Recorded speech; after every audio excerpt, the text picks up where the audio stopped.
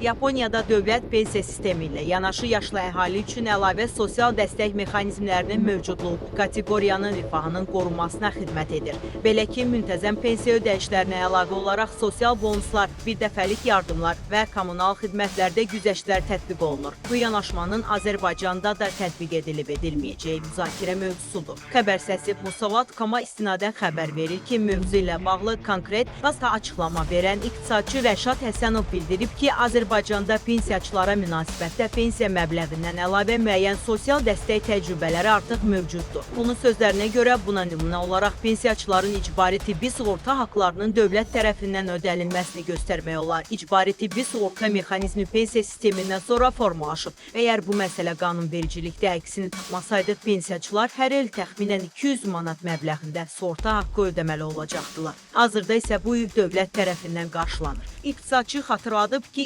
2022-ci ildə inflyasiya göstəricilərinin yüksək olması fonunda pensiyaların indeksləşdirilməsi ilə bağlı qanunvericiliyə dəyişiklik edilib və pensiyaçılara birdəfəlik əlavə dəstək göstərilib. Həmin il pensiyaçılara ümumilikdə 200 manat məbləğində rüblər üzrə 50 manat olmaqla əlavə bonus verildi. Sonradan bu məbləğ pensiyanın əsas hissəsinə daxil edilərək indeksləşdirilmə yolu ilə artırılmağa davam etdirildi. Rəşad Həsənovun sözlərinə görə müxtəlif dövrlərdə pensiyaçılara birdəfəlik maddi yardımların verilməsi ilə bağlı da qərarlar qəbul olunub. Xüsusilə minimum pensiya alan az gəlirli və tək yaşayan şəxslər üçün davamlı sosial dəstək mexanizmlərinin yaradılması mühüm çağırışdır. Şəhər yerlərində yaşayış xərcləri kifayət qədər yüksəkdir. Minimum pensiya məbləği ilə bu xərcləri qarşılamaq çətindir. Bu baxımdan davamlı bonuslar və maddi yardımlar ahıllıq dövründə insanların rifahının daha yüksək səviyyədə təmin olunmasına imkan yarada bilər. Lakin iqtisadçı yaxın perspektivdə Yaponiyadakı kimi davamlı sosial bonus mexanizmlərinin tətbiqinin çətin olduğunu da vurğulayıb. Onun fikrincə aidiyyəti qurumlar bu məsələdə daha mühafizəkar mövqe nümayiş etdirir. Əsas narahatlıq pensiya sisteminin gəlirlərinin xərcləri ödəməməsi ilə bağlıdır. Demoqrafik strukturun dəyişməsi fonunda uzun müddətli maliyyə risklərinin artacağı ehtimalı bu sahədə ehtiyatlı davranılmasına səbəb olur. Bu yanaşmanı nəzərə alsaq, qısa müddətdə davamlı əlavə dəstək mexanizmlərinin tətbiq ediləcəyini düşünürəm. Beləliklə, ekspertlərin fikrincə Azərbaycanda pensiyaçılar üçün əlavə sosial dəstək təcrübələri mövcud olsa da, Yaponiyadakı kimi sistemli və davamlı sosial bonusların tətbiqi hələlik realdır.